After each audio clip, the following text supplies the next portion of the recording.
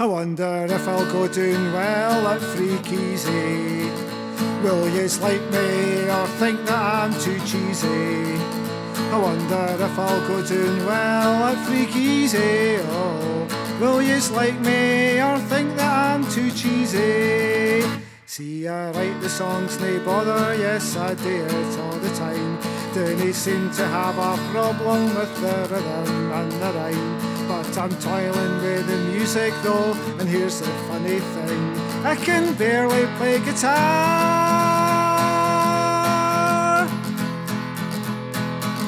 And I can't sing. I wonder if I'll go doing well at FreakEasy. Will yous like me or think that I'm too cheesy? I wonder if I'll go doing well at FreakEasy. Oh, will yous like me or think that I'm too cheesy? This gig could be quite difficult, it will nae be a cinch. When ye hear me singing, I hope ye dinna flinch. I brought along my guitar, I should have brought my synth. Still I'm glad to be here at the Banshee Labyrinth. I wonder if I'll go doing well at FreakEasy. Will yous like me or think that I'm too cheesy?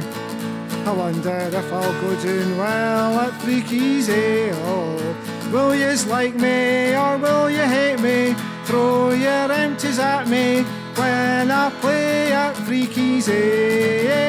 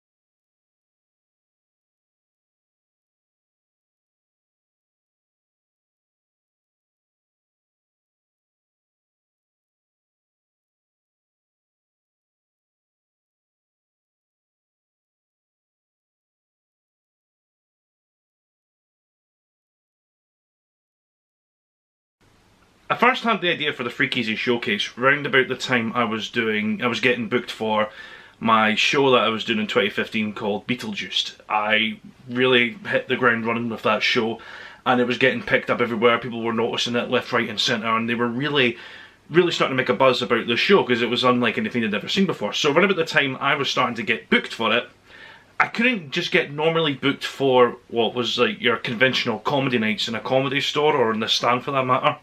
So I was getting booked for gigs that were essentially the norm of that, because it wasn't just like a normal stand-up show, because it was very theatrical with its elements of changes and things that were going on. So I was getting booked for essentially cabaret shows and variety nights.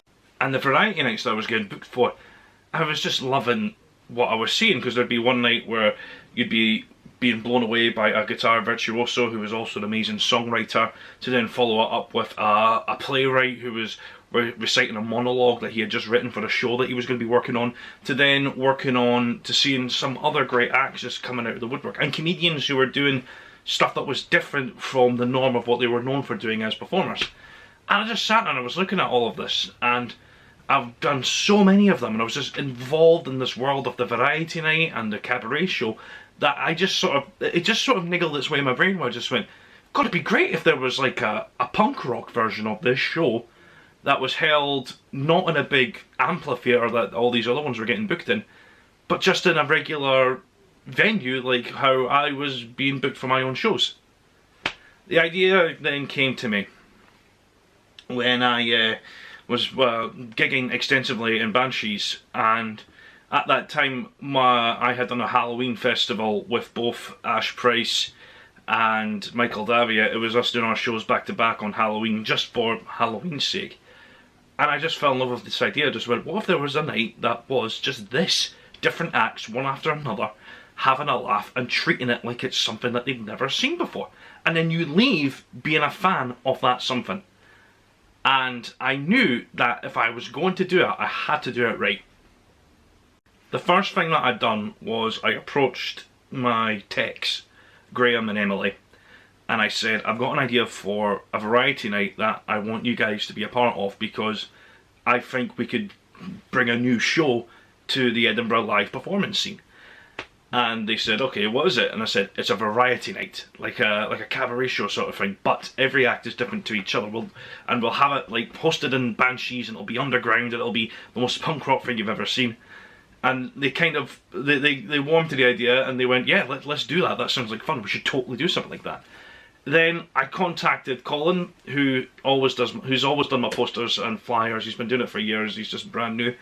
And I approached him with this idea. Says, what if there was a night that it kind of looked like a freak show sort of thing, like a freak show poster, and it had the old-fashioned grain and that brown on it, and it just looked stainy and unreal.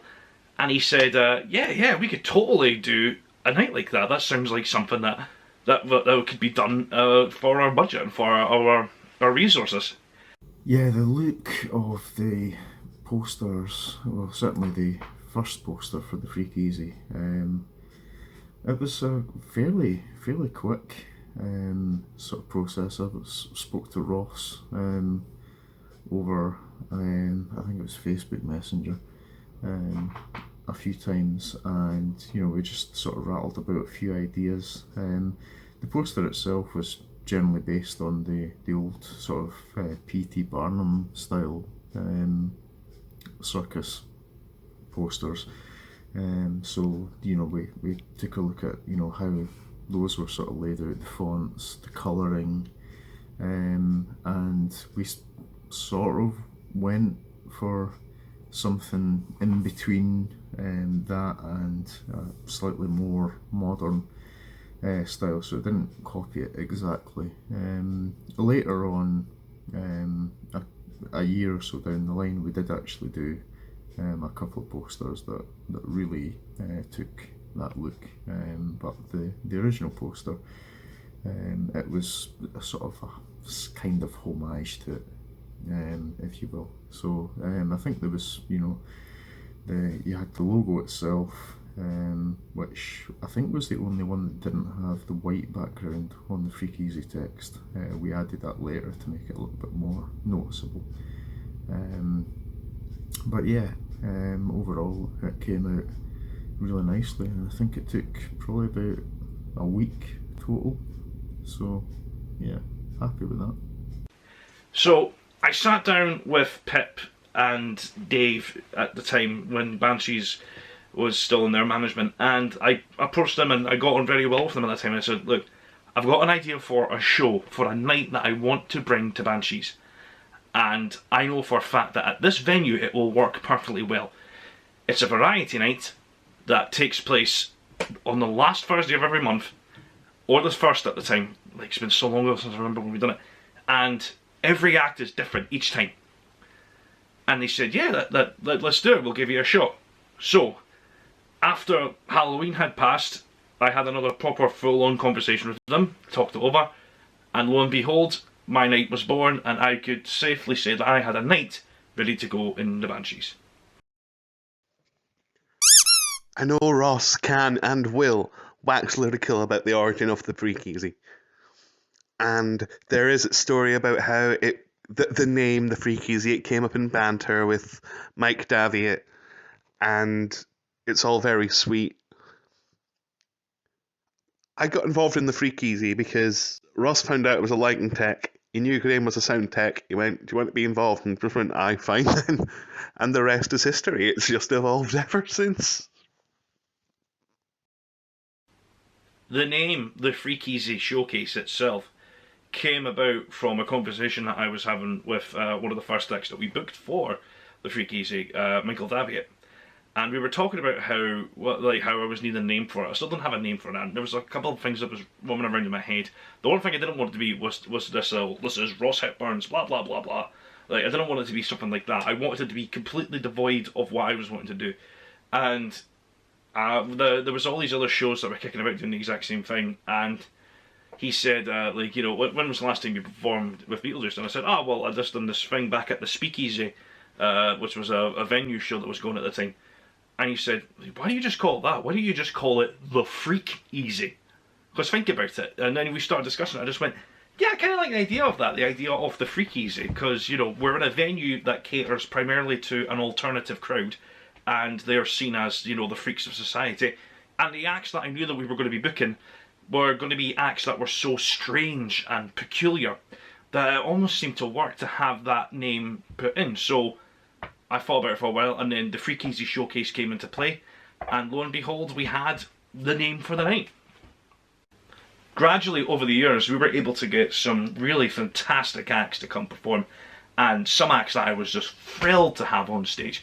We got Vladimir McTavish, who, when I started doing stand-up, I looked up to him as like a god, because he was just the pro's pro of Scottish stand-up. We got him to be on it, and he loved the show, and he loved doing it, and that was so cool. We got some burlesque performers as well, which I never thought in a million years we could ever get a burlesque performer to perform at our night, because what burlesque, like, in my head I was scared of, I've asked a woman online to come to a punk rock venue in the middle of Edinburgh to get naked underground, and I just thought, this is not going to work out. But they would always turn up and do it, and they were always just great show stealers. We had drag queens perform, like my good friend Raina Destruction, she came down to perform a couple of times, and she performed a song about horror movies on her guitar. And we had Amy Lemure, who still managed to scare every man in the room. Which I still hold that memory of her just terrifying every guy in there because of just this overly sexual presence. We had Graham Stewart, who, if I was to ever say if there was ever an act that just embodied what the FreakEasy was about and what the FreakEasy meant, it was Graham Stewart. His magic comedy and his gags and everything that he'd done on stage, I would just, if I had it my way, I would have just booked him time and time and time again, because he was constantly bringing something new and hilarious to the FreakEasy. And I loved it. And there was never a moment where I got bored of an act. I was always interested to see what the acts were always going to be doing next. Like, half the time, if we were really determined, we did have some acts that would return for the show. Just because they would come in at last minute. Or, my other personal favourite, some of the acts just loved performing at our night.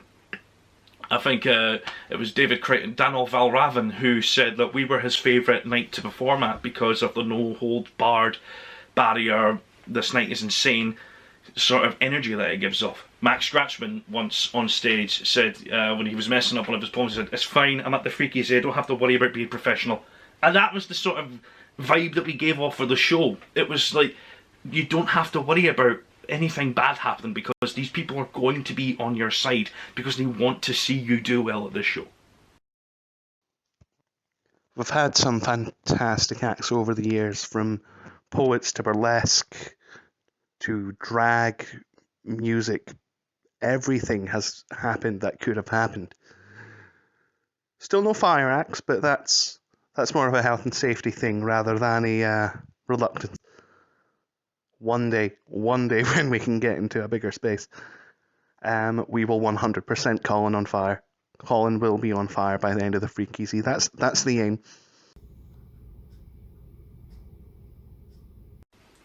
Obviously, as the years went on, things did change in a lot of ways differently at that time. Emily, when she was behind the counter, behind the desk of the lighting rigs and stuff like that, she would say, "I'm really getting into poetry, would you mind if I got up and told some poems?" And I just went, "Yeah, go ahead. Feel free, we'd love to see you do some poetry." And because of that, she was able to bring her poetry out and start telling her own story through her poems, and it was awesome. Graham, at one point, he would play some 8-bit music on his Game Boy through the speaker system, which was so cool. I'd never seen anything like that before. And at the time, it was like a well-oiled machine. We knew how it worked. We knew each of the systems and how it would cog together and work together and stuff like that. And we were confident that if we kept on pushing it, we would be the premier variety night for Edinburgh outside of everything else that was going on. Because there wasn't any other kind of night like us. The other variety nights that were going on, they were more for the established venues where they could get established acts. Whereas we were so punk rock, we were just getting people who never got the chance to really show what they were capable of doing in those capacities. We had one act come up to us, and their exact words were, "Yeah, we have a hard time getting booked because people think that we're too weird." And our exact words were, "Well, you found the right guy. come perform for us." And that's how we met Pop Art. And that's how Pop Art started performing for us. And it was great. They just had so much fun on stage, and people thought they were great as well. You know, it just felt like a warm and friendly environment, the FreakEasy, because we accepted all, and we did not discriminate against anyone. We loved everybody individually. We cared about every performer in any sense of the word, and it just felt great to give back to a venue and then give back to an audience this sense of this carefree abandonment, and it was awesome. I think it was maybe one or two shows after the second anniversary show. That's when Graham left. He moved to France with his girlfriend. So we did quickly recruit a replacement for doing the sound, and that would have been Adam Boosty. Yeah, and it was thankfully quite a seamless transition. He's a guy that really knows what he's doing. Really, down to earth demeanour fitted him quite well, and he's been the voice of calm ever since in our sea of chaos. I mean, I would joke about it and we would wind him up about it, but we love Adam. He's great. We love Adam. He's more than just a little replacement for Graham. He's just another part of the team. He's another part of the family. And he's great at what he does. He provides good banter. He provides good sound. He's a great voice of God from the back of the booth as well, along with Colin. And Colin, of course, he's managed to come out into his own. He's been emceeing If I'm Sick or anything like that as well. I mean, it's all been development after development. We've had more reviews. The Facebook's been getting more traction. We've tried to be alive on Twitter. There is an Instagram that we really need to use a bit more, and we will get there once we have more acts and shows to show off. I look forward to that. Of course, we tried to do the Fringe in 2018, and that was a risk. I'm glad we done it, but I think going back at an hour, I would have done things differently to make sure that show ran better than how it did. It was an odd time, the FreakEasy during the Fringe. I just wish that I had concentrated better on other things and put the FreakEasy as the forefront and made sure that ran well than I did anything else. But the FreakEasy during the Fringe introduced us to some incredible acts and some great talent, not just from Scotland, but from just over the country. And I really loved seeing like poets from London, or like comedians from Wales, or acts from Ireland, and all of these guys come down and just perform at our night. And our intention was just to get all of these here so we could have like a grand spectacle of performers on our list, so that if they were ever in the area and they ever wanted to perform, we could always contact them, or they could contact us and we would give them a spot. I just wish that I handled it better than the way it came across, because like there were days where performers didn't turn up. There was one day none of our performers turned up and we had to get a room full of, we had to put on a show for this audience, and I just grabbed every single available poet that was hanging out at the Banshee at the time to come do this show. And Emily and I spoke about this. She said that went from being the FreakEasy to the Speakeasy. And I said, yeah, it did. It wasn't ideal. But one of the weirder things to come out of the Speakeasy is that was an idea that always kind of stayed with us a little bit, and we actually ended up kind of doing it again. We had a charity night in memoriam for mental health charities and Robin Williams, and for the singer of Frightened Rabbit, Scott. And it was a very successful night that was entirely poets. We had a musical guest from Tom Coyne, but everything else was spoken word, and that was an amazing night. We'd received support from Scotmid financially to help have stuff to sell and give out at the show, and then we topped it off with a showing of Dead Poet Society. It was a good night. Other than that, we saw some incredible acts. We saw some great magicians. We saw some great drag acts. We saw some great burlesque performers. We saw it all, and you would never expect to see this world of talent and art out there if you never thought about finding it at the FreakEasy. It was just unlike anything else. Round about the time that the FreakEasy was still going strong, it was like we were 2 years into it at this point, and we were about to come up to its 3rd birthday, and at the time other commitments had changed for me. I stopped doing stand-up. I decided to quit doing stand-up comedy, and I wanted to go and to really what I was always kind of gunning to do, which was to be a writer and director. Write novels, write stories, and direct horror movies. And at the time I got a job that was beneficial for me in a lot of ways. So I sat down with Emily and Colin and Adam at the time, because Adam took over Graham's job when he moved to France, and I said, I'm going to step away. I'm going to step away from doing the FreakEasy anymore. And my thing is that if I didn't do it, if I didn't step away, I would have dragged the show down with me. And my thing was, I couldn't let that happen. I couldn't kill it. It needed to stay alive. It just needed to be a thing. So when I handed the reins of the show over to Colin, Emily and Adam, they said, don't worry, we will not let it die. And I told them all that I loved them individually, and I let them do what they wanted to do with the night. And thankfully, despite how the last few years have been, in the world sense, they've kept it going. They've kept the dream alive. And that's all I can really ask for, really. Ross leaving was a bit of a shock. It came as quite a surprise to, well, certainly to me. I'm not entirely sure how surprising it was to Adam and Emily, but yeah, his departure was quite sudden. I think the last show we did with Ross was November. It would have been 2018. We didn't do a Christmas show. He did work in a church at the time, so said he was too busy, which was understandable. And then he announced his departure in January, which I believe was the first week.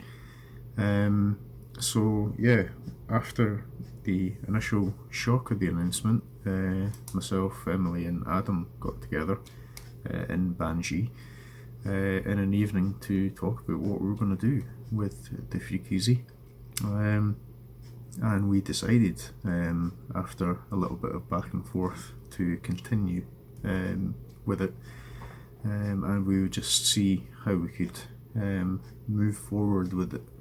The first thing we did was slightly change the name. We wanted to create a specific divide between the previous era and the new era, so we changed the name from a showcase to a cabaret. Changing it to cabaret, we thought it would probably attract slightly more sort of diversity in acts and that sort of thing. So and it has worked.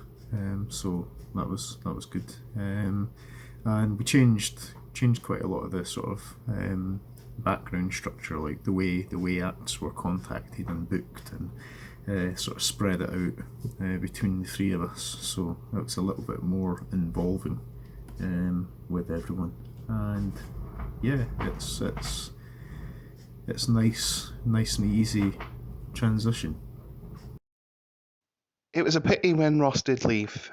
He left some very big shoes to fill. He's a size 13. But the three of us working as a team, we got there. We got there, and we've gone from pillar to post.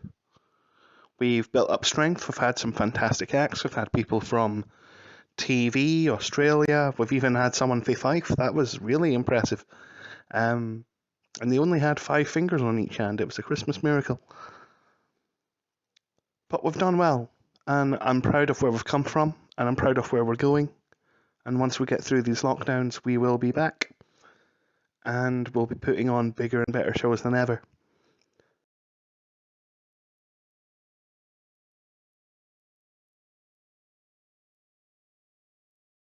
The first FreakEasy after Ross left was an interesting one. We opened it with a special video montage, which ended with Ross isn't dead, he's just gone to be a verger at a church. So he's just dead to us instead. And it was all meant in jest, and Ross fucking loved it. We all loved it. We all understood the joke because we are all just the best of friends. But I think that helped to usher in the new age of the FreakEasy. And we'd still have Ross back, certainly, doing one of his stories or even showing one of his films that he's directed and written. We'd love to have him back to do something. Yeah, the first FreakEasy Cabaret, after Ross left, we were, I would say, pretty nervous about it, just basically because we were wondering if anyone would turn up, acts an audience like. Thankfully, they did. The lineup for the first one was really, really good. We had, let's think, Sarah Norman.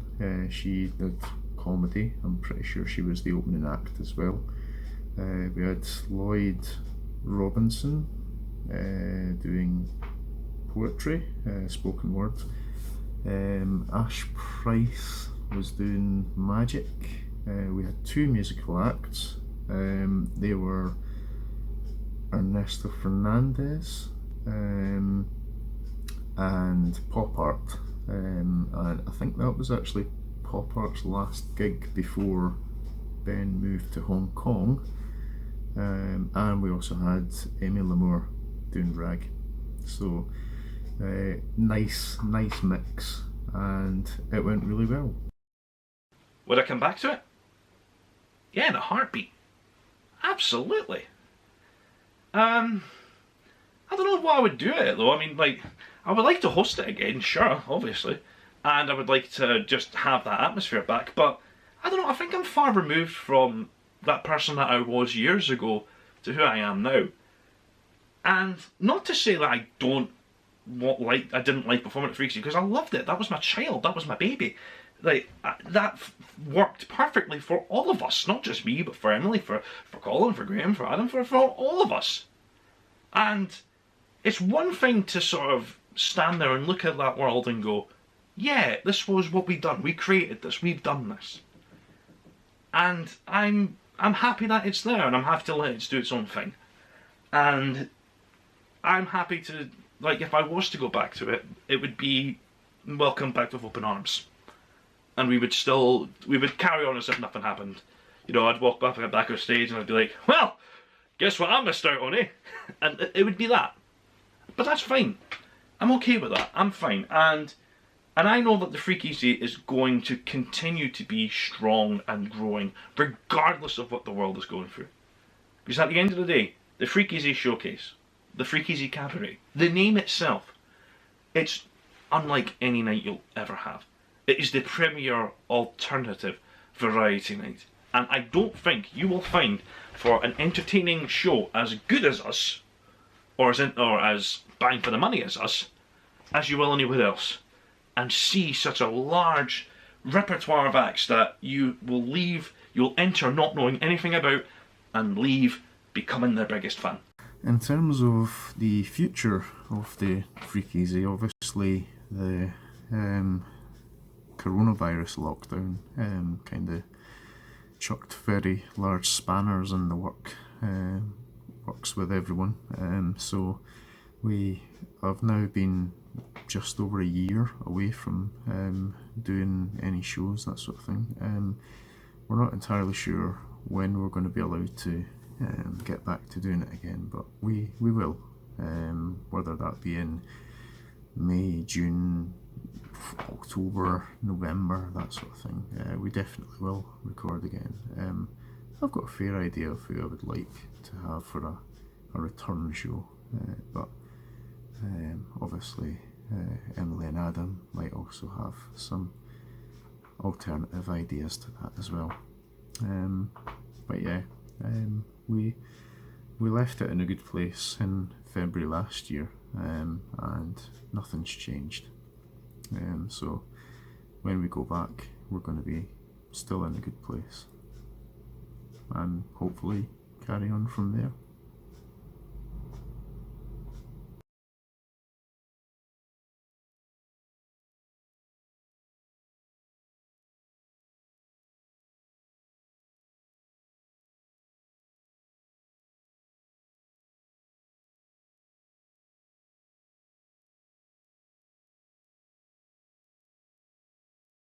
It all started way back when I got involved with the Edinburgh Horror Fest. I wanted to do a couple of solo bits and pieces, working on things like playing on the concept of theatrical seance, adding video and audio elements to a live performance using a projector behind me and having all kinds of weird stuff going on, me yelling at my own voice being like layered over myself in a ghostly way. It was all very creepy, very fun, and a good laugh. And through that, I actually met a couple of the FreakEasy team, and so I met Emily, I met also Ross, and we just got on quite well. I said I had some other stuff I did in my spare time. I did comedy and poetry and bits and pieces. They asked me to just bring something into one of them, have a crack at it and see, if I had the right kind of sort of thing for it. And my stuff was so amazingly, bizarrely random that I kept coming back, and it's been great. And I really want to do another one. So I got involved with the FreakEasy a few years back, and it was one of the best gigs I've done because, one, the name just calls to me, because, hey, she's a freak, and she's easy. But also, on a very serious note, it was just a great show. They treated us all very well. A lot of places that were asking drag to come along and do their nights were just kind of like, we'll just chuck in drag, because why not? And FreakEasy was actually very welcoming and very like, okay, do you need this, do you need that? It was just very welcoming and very like, it was a safe space, because I was used to performing in the gay scene, and to go out with that, I was like so nervous, but actually it was just so much fun, and it always is every year that I've done it. Yeah. I first did the gig in Christmas 2016. I love it. It's a whole load of fun. I can't wait to get back there with you guys when we finally reopen. In the meantime, I'm on YouTube, Facebook and Twitch every Thursday night at 8 o'clock with the Edinburgh Free Festival, the Laughing Horse Free Fringe. We do a show called The Thursday Show, 8 o'clock every Thursday night. It's such a weird performance show. It's always such an incredible time. I definitely remember getting introduced on stage as Edinburgh's sexy Sylvia Plath or something like that, which is bizarre, is funny. It's probably one of the nicer things I've ever been called, to be honest.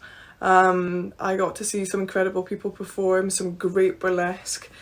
Yeah, and there's just a lot of really weird poetry. It's a real free-for-all, and that's what I love about the FreakEasy. Well, actually, I had invited Ross along to do one of the shows I was running in Glasgow when I was trying out some of the early material for what would become Hector Creeping's Book of Despair, my solo show. And Ross invited me to come along to the FreakEasy at some point, and it all sort of went along from there.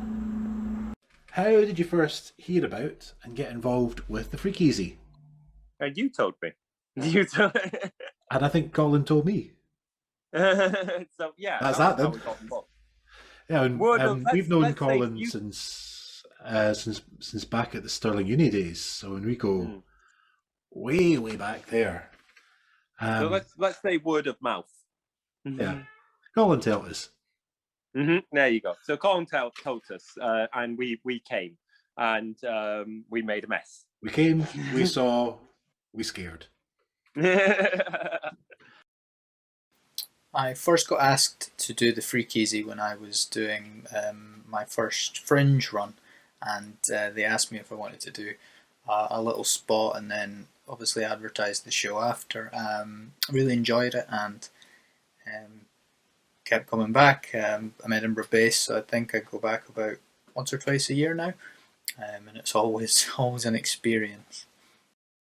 It was at the Edinburgh Fringe, I think. Yeah, 2018. I was working at the festival for the Pleasance, and I was trying to get in open spots where I could and had time. And the first one I remember seeing and getting a spot for was the FreakEasy Cabaret, which I didn't know was like a year-long show. I thought it was just a thing at the Fringe, but I remember absolutely loving it. I loved the room, loved the people, loved the host, loved the acts. It was really, really, really good fun. And as soon as I knew then that it wasn't just a Fringe show, it was like a year-long show in Edinburgh, I knew I had to do everything I could to make sure I was performing there as much as possible.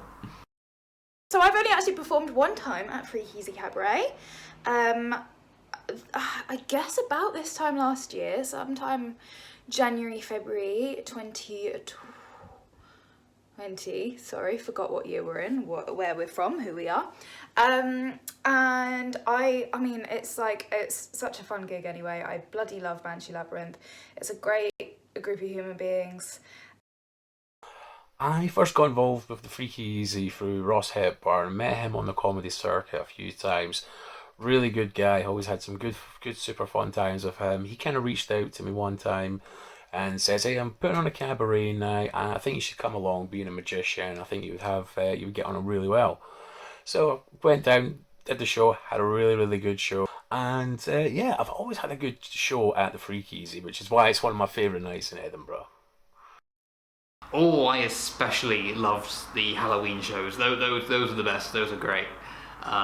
Because nowhere else will you find a better collection of just fucking weird people and weird acts. But I loved it.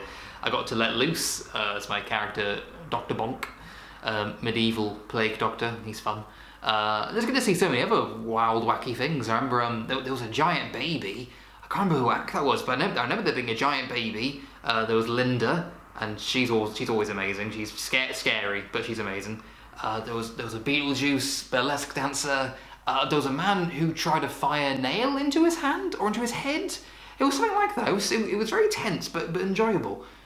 It's just great. I love any opportunity where you're in a safe space just to fucking go wild and be weird as you want, and to watch other people do that, and it's fun. There aren't many opportunities to do that in a year. So, sexy R&B renditions of children's songs, sharing the stage with pop art music, and being constantly booked alongside Amy Lahore for one reason or another. It just ended up happening that way, and it was great, and we always have a great laugh of it. Seeing some amazing poets. You've had some amazing poets on the show. I'm not one of them. I'm definitely not one of them. But also seeing some amazingly bad poets as well, and really embracing the cringe of, really delving into like B-movie poetry. It's great. And it's just the sheer chaos of the thing. My greatest memories of FreakEasy are just watching loads of different types of acts, loads of different variations on tone, on style, people just pushing the boundaries of what you can do with no budget, tiny performances, and really making it shine. It's just the most wonderful melting pot.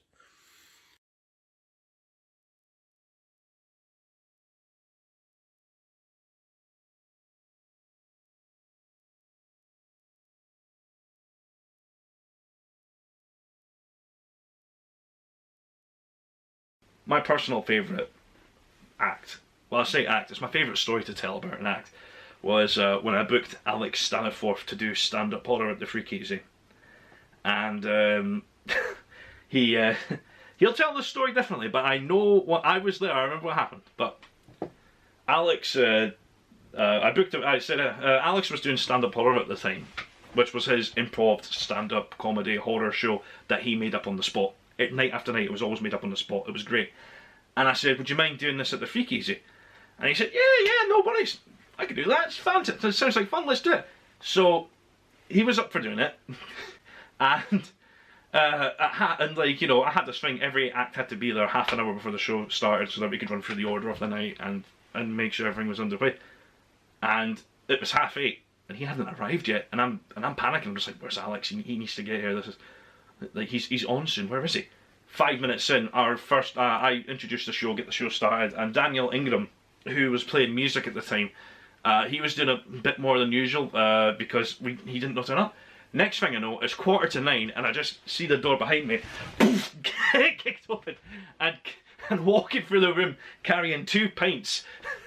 And he's down in half of one, and he's wearing this long black cloak, dressed in entire black, going, right, here I am, let's do this. I go, ladies and gentlemen, Alex Stanford. He gets up on stage and he carries the pint and he starts doing his thing. And I looked at Graham behind the counter and just went, he's pissed doing this show. And he just went, yeah, for this kind of show, you kind of have to be.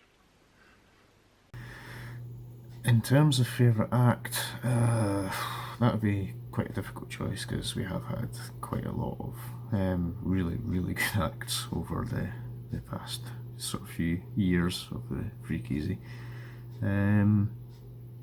Memorable ones that come to mind would be a chap called Max Scratchman, who has done the FreakEasy, I think, 4 or 5 times over the past sort of 4 or 5 years, but every single time, he's usually billed as a poet, but sometimes he's been on and definitely not done poetry. There was one occasion I'm fairly sure he stripped down to his underwear, basically did burlesque, and that was it, and he just left.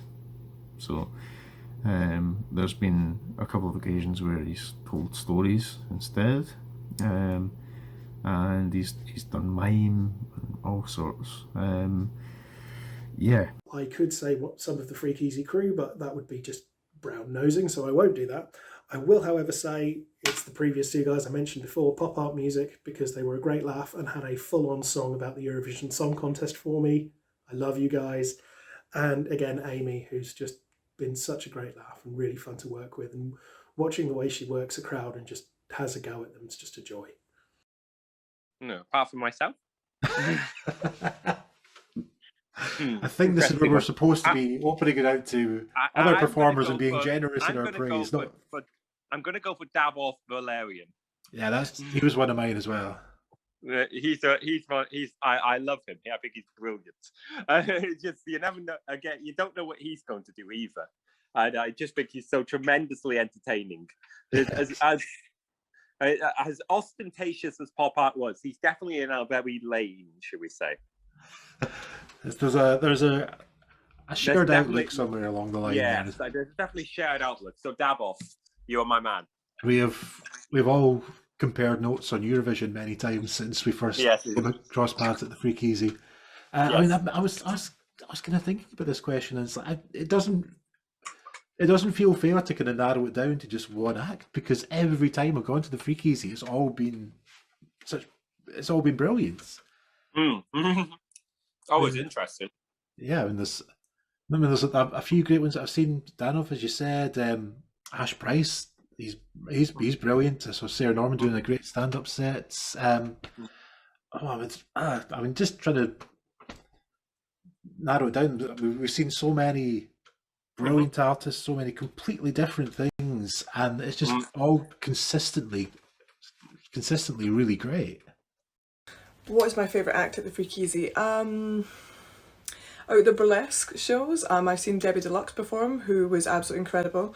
Had a sort of comic book themed act in her set, just gorgeous wardrobe, great performer. I also got to see my friend Muzz perform magic, which was incredible, because you never see people perform magic that often anymore at these sort of variety nights. I think it's kind of become a lost art, which is a shame, because I love magic and I love the way it makes people feel. I want more magic acts at the FreakEasy. One of my favourite people that I've ever saw at the FreakEasy was a lady called Laurie Black. I highly recommend you check her out.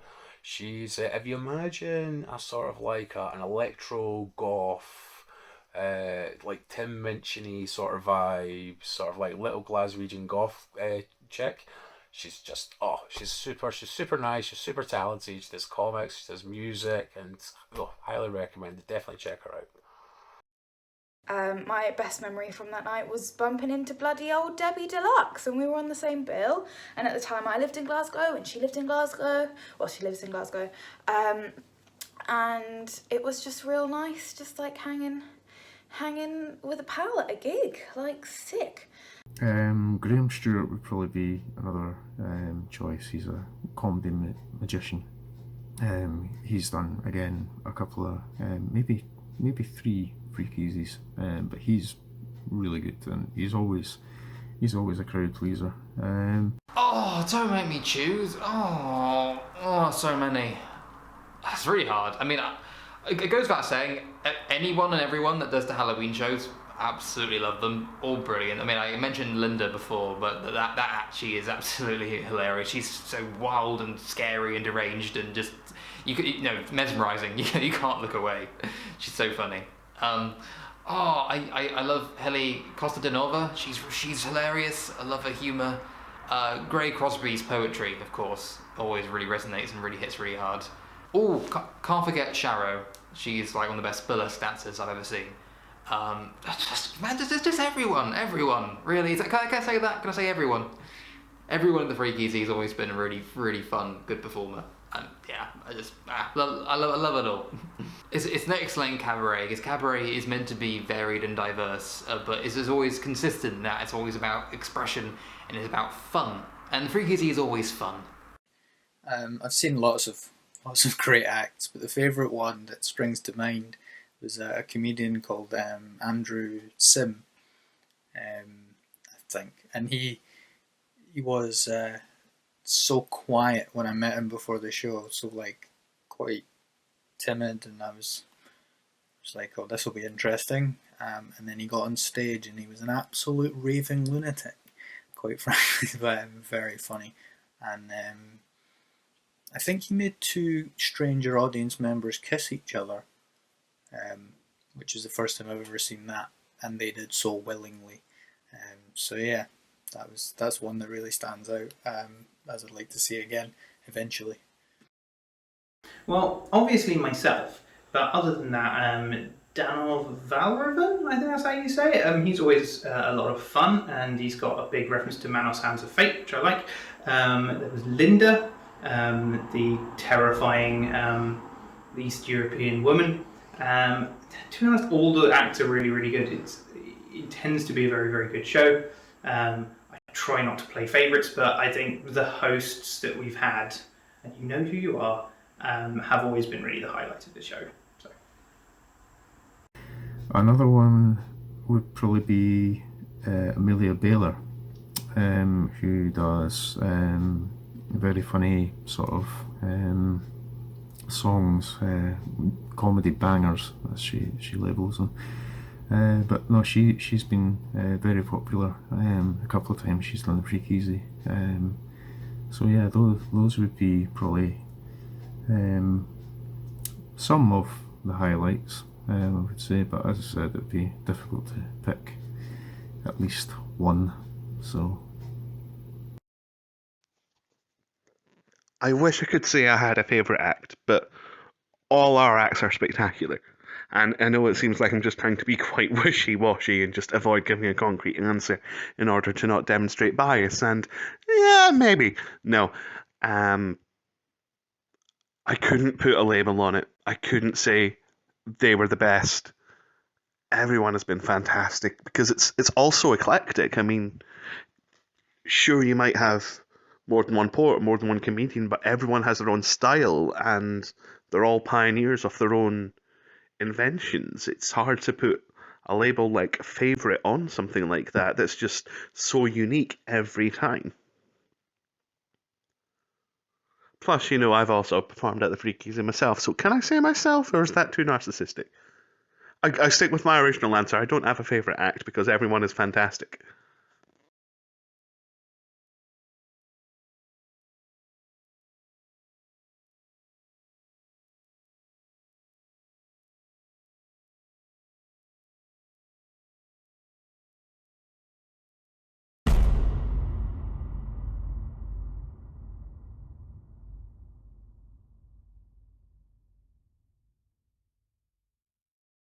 Yeah, lockdown's been okay for me, to be honest with you. It's not really affected me too much. I'm still working my 9 till 5, which I'm so happy for. But the only really difference is now is I get to come home, I get to watch wrestling, I get to play video games, and not have anyone bitch at me about being antisocial. I've been mostly festering. I've decided to start wearing my pants on my face rather than a mask because nothing gets in them. Apart from that, sort of went into madness quite quickly. I mean, from like day one, I immediately started doing a daily series of making parodies of the Boney M song "Rah Rah Rasputin" on Photoshop. It's kind of like things like "Rah Rah Rasputin, owner of a nice pasheen." Or "Rah Rah Rasputin cooks a damn good langoustine." I think my favourite one was probably "Rah Rah Rasputin really loves Avril Lavigne." So yeah, that standard madness really. Fine, just fine. Fine. This is how I'm spending lockdown, like a lot of other comics, talking shite into my own phone. How have I coped during lockdown? I've actually been fine. There's plenty of work. I'm still writing from home, still consulting as a paranormal psychologist, currently in the middle of moving house, hence packing up my office. But otherwise it's I've been okay. I still feel pressured, like I probably should have got more done than I have done, but hey, shops are still open and selling alcohol. The party goes on, even if it's only indoors. But I do miss going to bars, I miss Banshees, and I miss all of you guys. The FreakEasy's gone from pillar to post constantly, so we're having a little bit of a rough patch just now, but who isn't? That's one of the things about the FreakEasy. We are still trying to support our friends who are able to do their creative endeavours in other ways. We do try to reshare and repost. We've got people on Twitch, and we've had folk at the Edinburgh Horror Festival who have all put together little shows and other ways of getting through this lockdown. And the lockdown before that. And the lockdown before that. But no, that's my main project at the moment, trying to learn Cantonese. So you're working on that. I've been working on trying to get some new Marshall Chip stuff off the ground. Because we got an album finished last year. In the brief period between lockdowns, we managed to get into the studio and finish an album that we recorded this time last year, and that came out in December. That is called "May You Live in Interesting Times." And perfect title. We picked that title before the pandemic because this was our big Brexit rant album, basically. And then the times got even more interesting. But we've got some new stuff written. We've got about 5 or 6 things that are kind of halfway in the works. By the time you've been in lockdown, you've got another album to go. Yeah, well, certainly an EP at least. The trouble is, we're at that stage where I need to get everybody else in the band involved to work on their parts, and we can't meet up yet. It's going to be about 6 well, hopefully there'll be time. There'll be a grace period coming to you. Yeah, that's a nice word, a grace period. I like that. Once nice. Glasgow goes down to level 3, then we can meet up again. And get back to work. And what number are you at now? 76? we're at 4 full-on lockdown. Yes. I mean, I've just been standing in this corner with my synthesizer making music for the past however many months. I've got some music coming out soon, and it's my birthday in a couple weeks' time, so I'm doing an online Zoom show with a bunch of friends. If anyone wants to come, it's a charity show for Friends of the Earth, so do find me on Facebook, Laurie Black, and keep on freaking on, everyone. During the lockdown, I really had a change of focus because I wasn't really that into doing the Zoom shows. It didn't really excite me as much, although I did a few.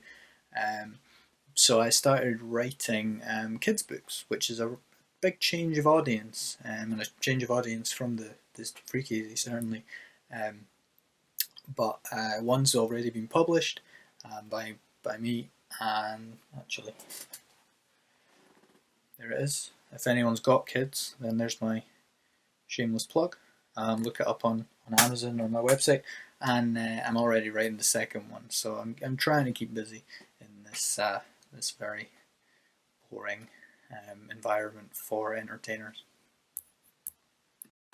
People like myself, I'm lucky enough to have a day job, so lockdowns just meant that I don't really have an artistic output anymore. So rather than a financial loss for me, it's very, very much a mental loss. I'm not hanging out with my theatre friends. I'm not creating in quite the same ways or in quite the same volume that I used to. I'm not having a good time with it. I'm not around audiences. I do not have that way to vent, to expand. And even when I am at home and things are going well, I have a wife and children and homeschooling, and it's like being trapped in a submarine. It's not time off, it's just more different work and different stresses, and it's as hard as anything. But at least I get to get on with some writing in what little time I have with what's left of my mental resources after all of this. So it's not a dead stop. So all in all, could be better, could be far, far worse. So I'm having a little break, as I said, in front of my green screen. I am a green screen queen now.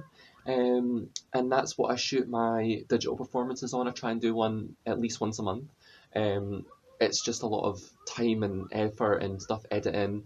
I'm trying to find digital shows to do them for, but if not, I post them on my YouTube, which is just Amy Lamore.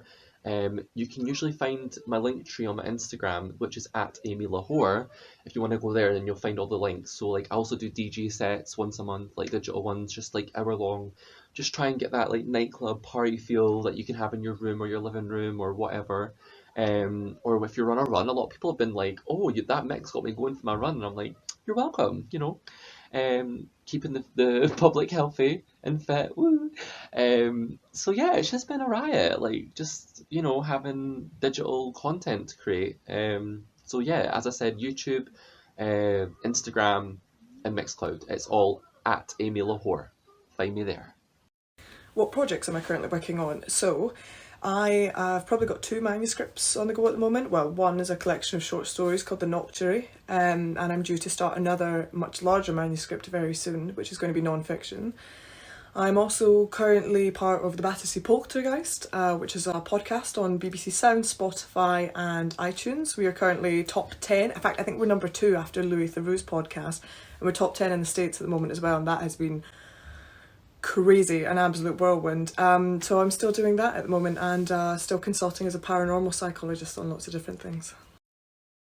At the moment, I'm not really doing a lot, unfortunately, because of the world the way it is, but as soon as the world is good again, I will be out there making a fool of myself, don't you worry about that. But in the meantime, I do appear occasionally on the Turnbuckle Throwbacks podcast, which you can catch us on Rant EM Radio. It's a wrestling podcast between me and a few friends in America, and it's super good times. Turnbuckle Throwbacks podcast on Rant EM Radio. Right now, I am doing recordings for my solo show, Elliot Simpson, Asexy and I Know It, which is a stand-up show entirely about asexuality. And that is going to be shown this year at the Norwich Fringe, it's going to be shown at the Glasgow Southside Fringe, it's going to be shown at the Brighton Fringe, the Edinburgh Fringe, and also the London Museum of Comedy, and possibly more if the world stops being on fire. Apart from that, I'm also working on making hopefully more online live stream nights for my comedy show, The Diversity Quota, which is a Glasgow-based diversity-themed comedy night. I'm working with my good friend Ian TC on more episodes of our drinking podcast, which is called This Month in Drinking History. And also, I guess there's one final... Oh, wait, hang on. Oh, and I guess for one last little cheeky plug, I am also working on bringing out a book of all the rah-rah Rasputins that I previously mentioned. Yes, it'll be a book with cartoon renditions of Rasputin parodies. 117 Rah Rah Rasputines. That will come out at some point when it is made, but I'm working on it. That's what I'm up to. That's about it. That's about it. I'm trying to get back into gigging when I can. I've been doing a bit of writing for a friend's YouTube channel, been doing a bit of my own writing, starting to put together my thoughts for a project called Identity Crisis, in which I talk about my experiences of being mixed race and how that ties into being mixed race and goth and mixed race and all kinds of confusing and weird and unusual, and just how hard it is to have an identity that seemingly shifts year on year as you learn new things about yourself, about what you knew about your culture, what you thought you knew, and all of that stuff.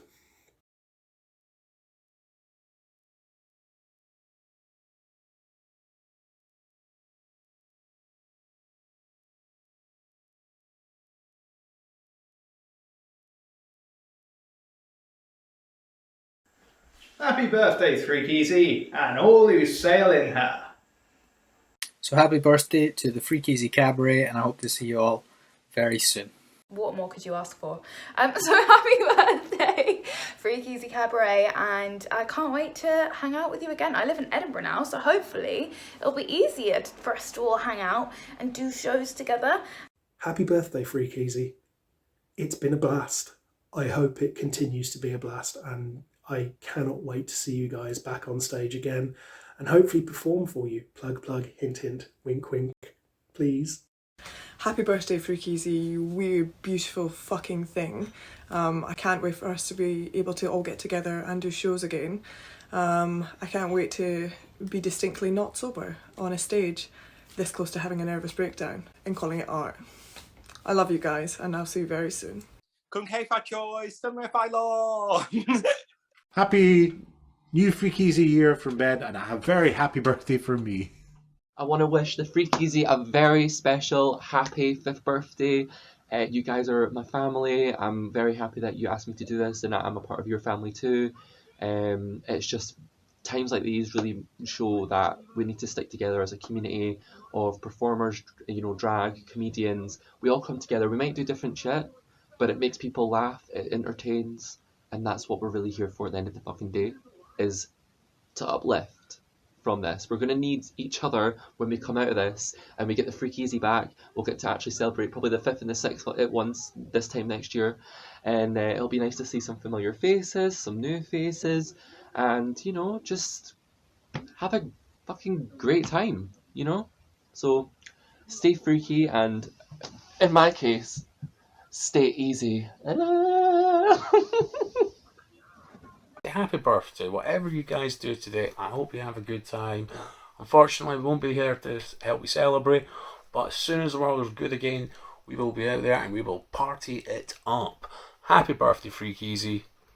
Enjoy your day. Happy birthday, FreakEasy. Here's to 5 more years. A very, very, very, very happy anniversary of your birth, FreakEasy Cabaret, and here's to many more shows in the future. Huzzah!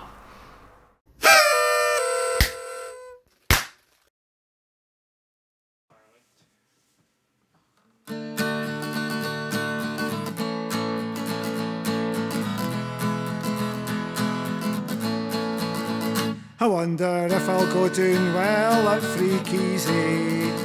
Will yous like me or think that I'm too cheesy?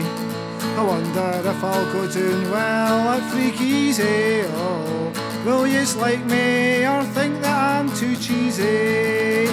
See, I write the songs, nae bother, yes I do it all the time. Don't seem to have a problem with the rhythm and the rhyme. But I'm toiling with the music though, and here's the funny thing, I can barely play guitar.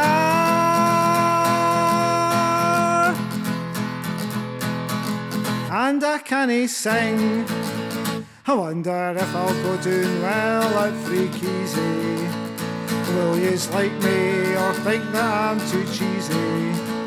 I wonder if I'll go doing well at FreakEasy. Oh, will yous like me or think that I'm too cheesy?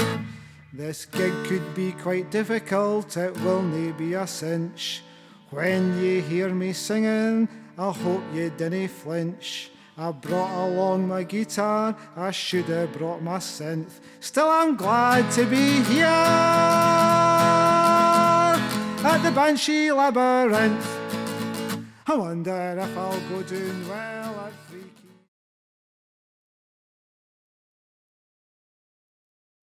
One more story. After the first Halloween FreakEasy that we done, which involved stand-up horror from Alexander and Ash Price hammering a nail into his nose and a couple of strippers from the burlesque performer scene, two guys came up to me after they donated money to us, and he looked at me and he just said, "That was the strangest show I have ever seen in my life."